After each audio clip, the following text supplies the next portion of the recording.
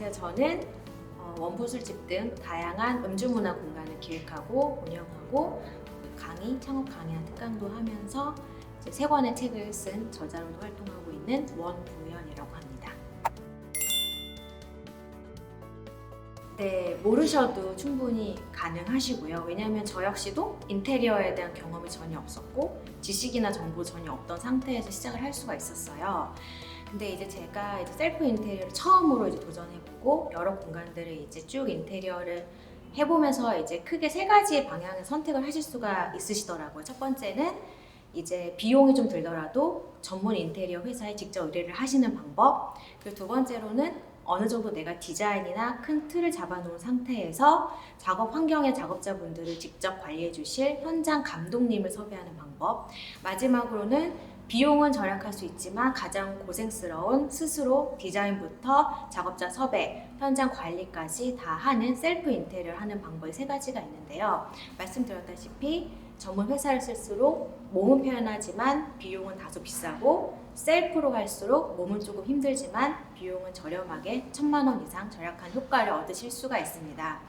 저 같은 경우에는 이제 셀프 인테리어를 이제 선택을 해가지고 했던 이유 중에 하나는 비용 절감도 당연히 있었지만 한번 인테리어라는 것들 스스로 공부해보고 싶은 마음도 컸었어요. 그래서 그렇게 이제 진행을 했었고, 그래서 이제 제가 사실 셀프 인테리어라고 하면은 뭐 직접 나무를 자르거나 페인트 칠을 하거나 그렇게까지 생각을 하시는데 거기까지는 아니고 제가 디자인, 기획까지 직접 한 다음에 이제 작업자분들을 분야별로 전문가분들 섭외해서 하는 방식을 진행을 했었는데 보통 이렇게 이제 말씀을 드리면은 그런 분들을 어떻게 찾나요? 라고 많이 물어보세요. 근데 요즘에는 이런 구인 구직 사이트들이 굉장히 잘 돼 있어서 네이버의 인테리어 기술자 통합 모임인 인기통이라는 카페를 활용하시거나 최근에는 순고라는 사이트도 많이 활용을 하시는데 장단점이 있어요. 인기통 같은 경우에는 굉장히 다양한 분야의 작업자분들 섭외할 수가 있지만 리뷰나 이분들이 이제 잘 하시는지에 대한 평가는 좀 정보가 부족하고 반면 순고 같은 경우에는 사용자분들 리뷰, 평점, 별점 같은 것들이 이제 적용이 되어 있기 때문에 그런 부분들은 조금 판단에 이제 유리하게 적용할 수가 있습니다. 그래서 저 같은 경우는 셀프 인테리어라는 방식을 선택을 해서 비용을 1,000만 원 이상 절약할 수 있었습니다.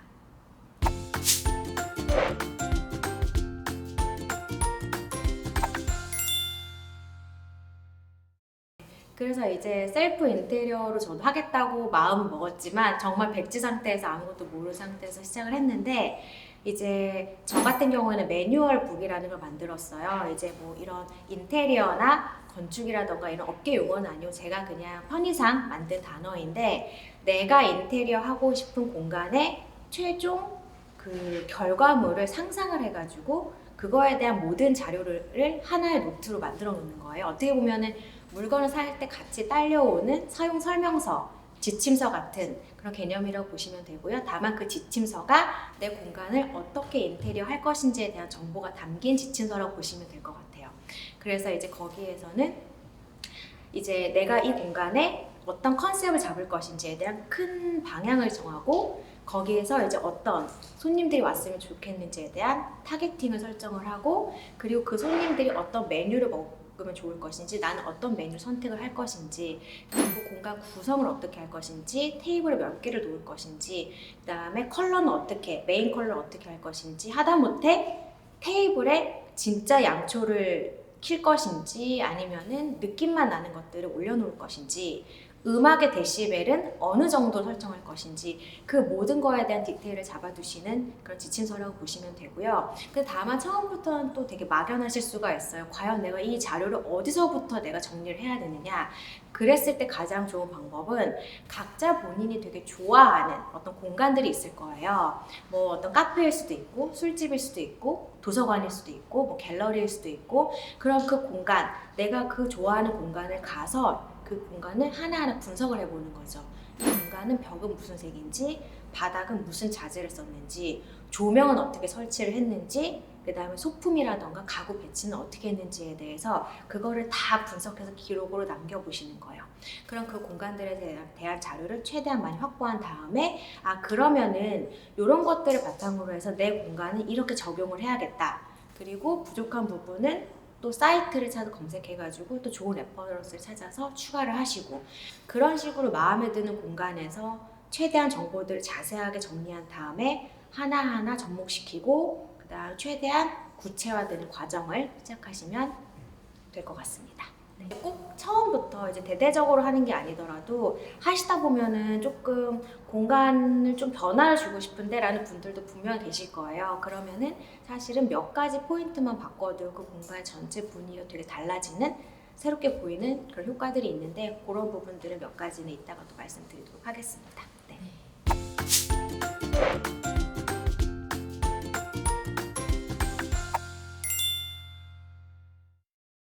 사실은 컬러는 만드는 사람, 그러니까 인테리어를 하는, 공간을 운영하는 사람들한테는 되게 중요한, 가장 중요한 시작점인데, 사실 소비자들은 이거에 대한 인지를 많이 하지는 못해요. 왜냐하면 어떤 공간에 가시면은 내가 어제 갔던 밥집이 바닥이 무슨 색이었는지, 어제 커피를 마셨던 카페가 벽이 무슨 색깔이었는지를 보통 기억을 못 하시거든요. 그 너무나 당연하게 큰 그림이기 때문에 딱 인지하는 그 각인 효과가 좀 부족해서 그런 부분이 있는 것 같아요. 그런데 이제 만드는 사람 입장에서 왜 중요하냐면은, 그런 메인 컬러, 주조색이라는 깃틀이 있어야지만 세부적인 인테리어 방향을 정할 수 있는 그 선, 중심이 되기 때문에 중요하다고 말씀을 드리는 거예요. 그렇기 때문에 만약에 사실은 내가 아주 작은 변화로 큰 효과를 주고 싶어 라고 했을 때 메인 컬러를 바꾸는 건 좋은 선택이 아닐 수도 있지만, 메인 컬러를 바꿈으로써 전반적인 톤과 소품들을 다양하게 한번 변주를 주고 싶어, 변화를 주고 싶어 라고 한다면은 그 컬러 톤을 바꾸는 것만으로도 어떤 새로운 공간 하나가 리셋된 효과를 얻으실 수가 있고요. 다만 이제 컬러를 정하실 때 요즘의 트렌드일 수도 있고, 이건 제가 추천하는 방식이기도 한데, 가급적이면 주조색, 메인 컬러는 2가지 이상은 활용하지 않았으면 좋겠다. 왜냐면 컬러가 많을수록 더 이제 집중해야 될, 인테리어를 좀 집중해야 될 부분들이 많아지기 때문에 분산될 수도 있고, 또 저희가 사실은 전문 인테리어 전문가가 아니잖아요.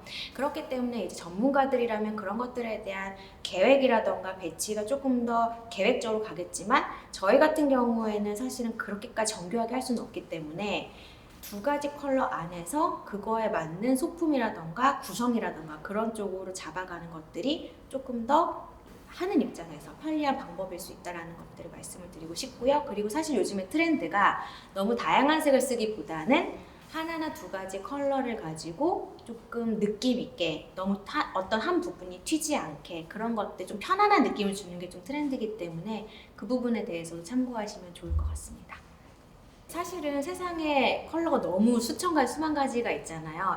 예를 들면 회색 하나만 하더라도 정말 다양한 선택지가 있기 때문에, 사실 이제 페인트 브랜드들마다 본인들만의 팝업샵이나 편집샵 같은 것도 운영하고 계세요. 제가 알기로 뭐 강남만 가면은 뭐 벤자민 무어부터 시작해가지고 페인트 이제 그 컬러들을 볼 수 있는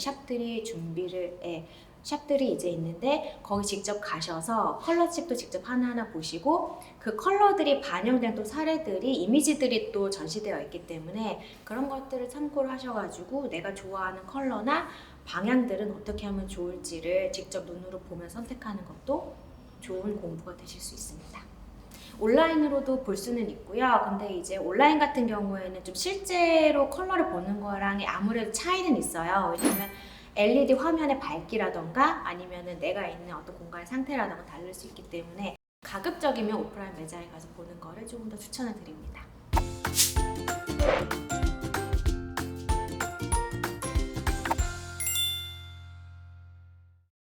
사실은 저는 뭐 가장 중요한 거 하나만 바꿔야 된다, 예산이 없지만 분위기는 굉장히 많이 변화를 주고 싶다라고 했을 때는 조명과 조도만 바꿔도 충분히 그 역할을 다할 수 있다라고 말씀을 드리는 편이에요. 왜냐하면 사실은 사진을 찍을 때, 혹은 어떤 공간에 사람들이 그 공간을 즐길 때, 그리고 이 사람들이 어떤 공간을 기억하는 그 무드 중에 가장 중요한 2가지가 조명과 가구더라고요. 근데 가구는 아무래도 가격 차이도 너무 큰 차이가 나고 그걸 다 채우려면 비용이 많이 드는데, 조명은 몇 가지 아이디어만 적용을 하더라도 적은 비용으로 충분히 공간의 어떤 변화를, 분위기를 바꿔줄 수 있는 그런 되게 좋은 팁이 될 수 있을 것 같고, 여기서 더 하나 추가될 거는 조명보다 더 중요한 게 조도예요. 왜냐하면 이제 우리나라 같은 경우에는 사계절이 되게 뚜렷한 나라잖아요. 그래서 여름 저녁 7시랑 겨울 저녁 7시에 밖에 이제 조광량 차이가 굉장히 많이 나와요. 그리고 또 이제 날씨나 어떤 계절의 차이도 있지만, 뭐 예를 들면은 어떤 손님들의 분위기라는 것도 있어요. 어떤 날은 굉장히 즐거운 분위기가 있을 수도 있지만, 또 어떤 때는 되게 차분하고 침착한 분위기일 수도 있고, 또 어떨 때는 와인만 마실 손님이 올 때도 있고, 또 어떨 때는 되게 캐주얼하게 맥주만 마실 손님들이 올 때도 있더라고요. 그럴 때 어떤 분위기, 톤, 외부의 조각량의 차이, 그런 것들을 고려해서 어떨 때는 조금은 좀 어둡게, 또 어떤 날 조금 밝게, 그런 것들 조율하는 것만으로도 이제 사진을 찍었을 때나 사람들이 느끼는 분위기의 변화의 차이가 굉장히 큰 거죠. 그렇기 때문에 가급적이면 조광기, 디머를 같이 설치해서 공간에 이제 톤을 좀 다양하게 풍성하게 할 수 있게끔 하는 것들을 해보시면 좋을 것 같습니다. 조명 같은 경우에는 사실은 을지로에 가구 조명거리가 있어요. 가서 조명에 대해서 다양한 디자인을 볼 수가 있고, 그리고 이제 밝기라던가 혹은 밝기의 스펙트럼 같은 것도 직접 확인할 수가 있는데, 다만 오프라인 매장은 온라인에 비해서는 다소 비싸다는 거 아시죠? 그래서 오프라인에서 이제 좋아하시는 모델을 보신 다음에 온라인으로 이제 가격 비교 검색을 하시고, 그런 식으로 선택을 한 다음에 이제 설치 같은 경우에는 조명 기사님을 섭외하시면 되는데, 보통 조명 기사님 같은 경우에는 한 분이서 보통 작업을 하시고 하루 작업비가 30만 원 정도가 되세요. 그래서 조명이라던가 이제 그 설치 비용까지 한 50만 원에서 60만 원 정도면 공간에 대한 변화를 주기에 충분한 어떤 비용으로 적용을 하실 수가 있습니다.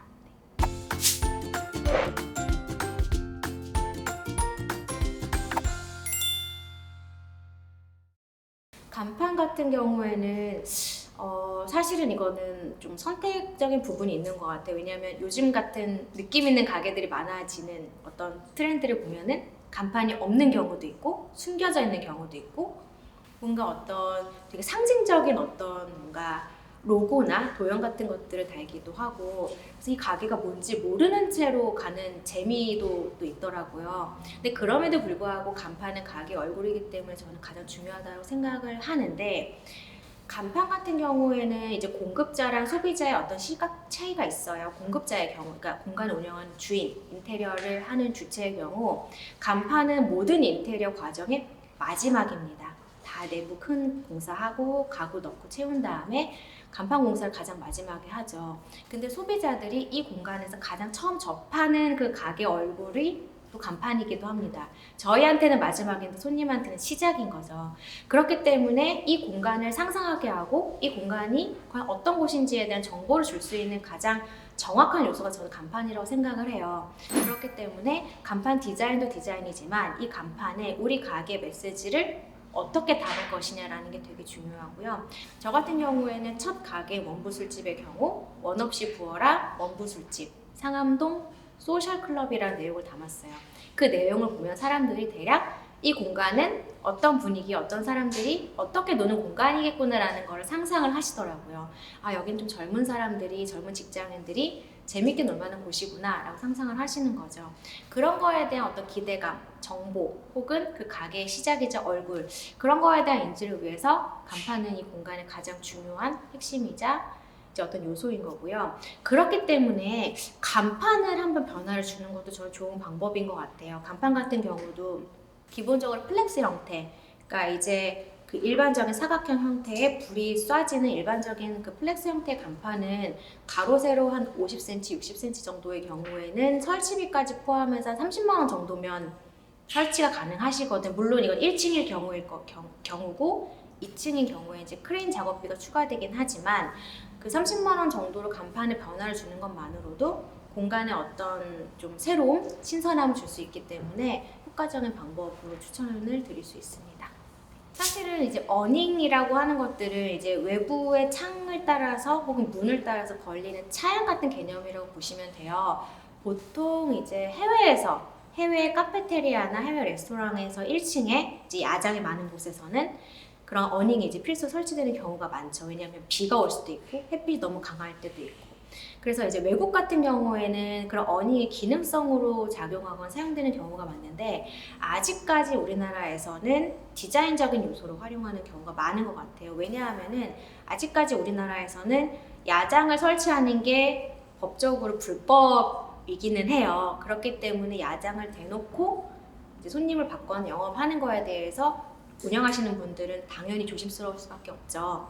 그래서 이제 어닝이라는 것도 사실은 그때그때 디자인적 요소로 이제 넣으면서 기능적인 것들을 슬쩍슬쩍 활용하는 형태로 사용하실 수가 있는데 저는 어닝이 좋은 점은 뭐냐면은 밋밋한 가게 외관을 조금 더 풍성하게 해주고 혹은 다소 썰렁한 간판만 덩그러니 있다면 다소 썰렁할 수 있는 공간의 외관을 조금 더 풍성하게 채워줄 수 있는 역할을 해줄 수 있다고 생각을 해요.